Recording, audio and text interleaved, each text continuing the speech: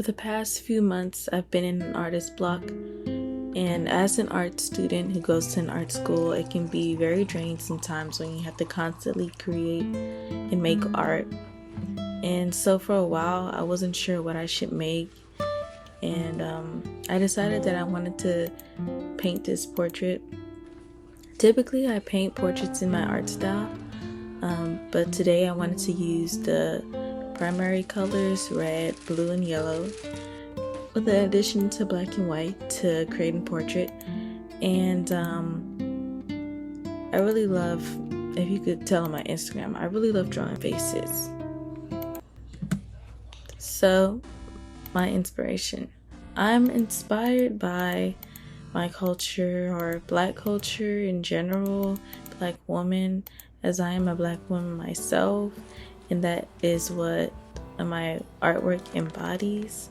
And I really want to push that content here on this channel. But this set of brushes is just I don't know how to pronounce that, but I'm not really bougie when it comes to brushes. I feel like if it works, it works. You don't have to buy very expensive brushes to be an artist, okay? I've seen like $100 brushes. Why? I don't know. But first, I love starting off with the eyes, for one. You know, like when you are in class and you're like doodling, I will always draw eyes. That has nothing to do with it. But the point is, just always start off with a background other than white, so you can see the truth of the colors that you're using. My palette is very messy, as you could see earlier. But speaking of white, your eyes, the white of your eyes that you call white, they're not actually white. So I kind of mixed this muted, like grayish, yellowish, reddish color together to get the white of the eyes. And then I didn't start off with a pure black. I kind of go in with a dark brown for the pupils and like the darker parts of the face.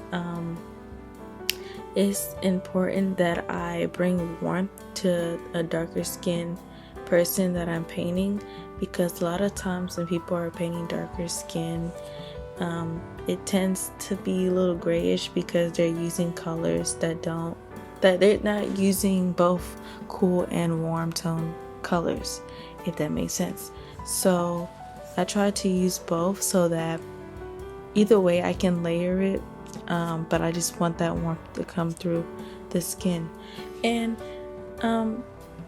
I've done tutorials on TikTok of me explaining how to digitally paint dark skin, but I could do it in here too.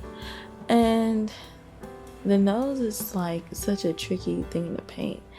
In my previous examples of the reference photos that I'm using or inspiration, I am drawing one of the women out of those images. But when I use inspiration, I don't like to, although I don't like to mimic exactly what the person looks like. I use them as inspiration.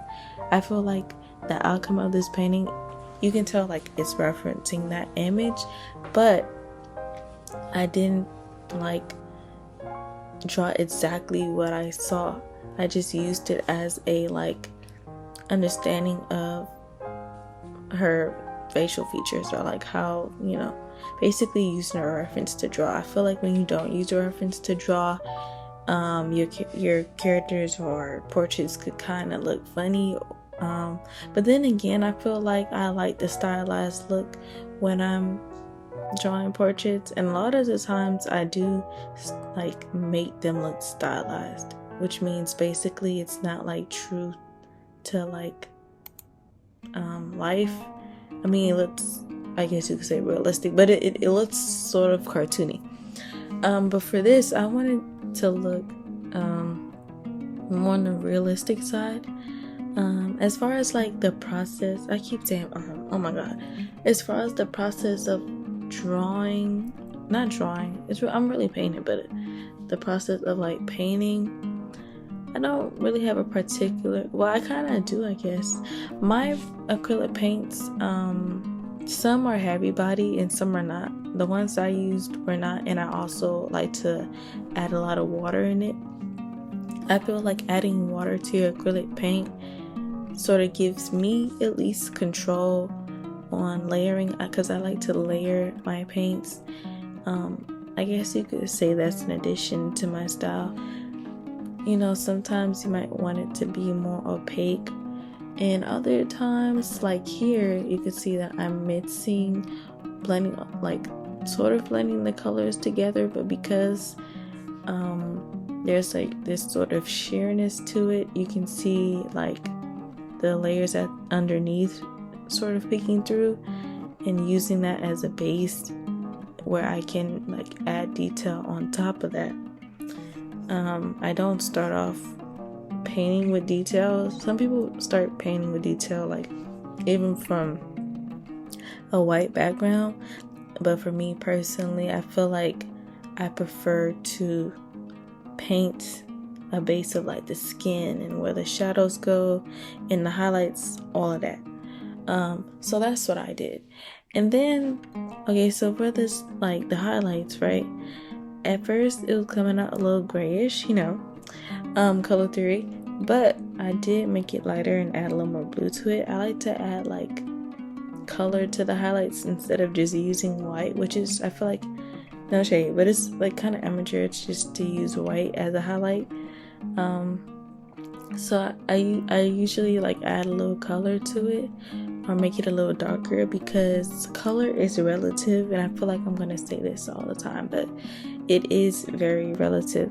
One thing that I do like about this brand of paint is that it is like easy to mix on my palette, because I don't like when my paint is so like heavy body that it's like over time it gets like crusty and hard. I don't know, maybe that's the way I'm taking care of it, but not really, because I feel like it just gets like too hard over time. But the paint is really easy to mix for me.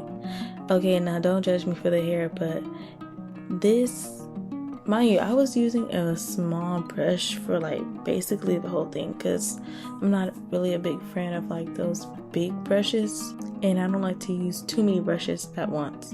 So because this portrait was smaller and clearly like I'm trying to do braids in her hair, I couldn't get that detail just because the braids were already small. So yeah, that explains that. I really like the hairstyle in the previous picture I put up here.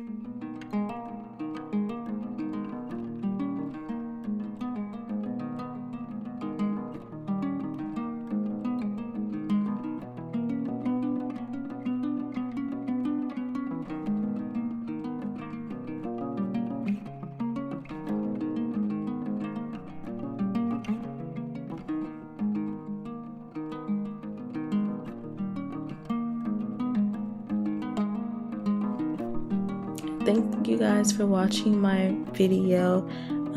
Subscribe, like, and comment, and I'll see you next time.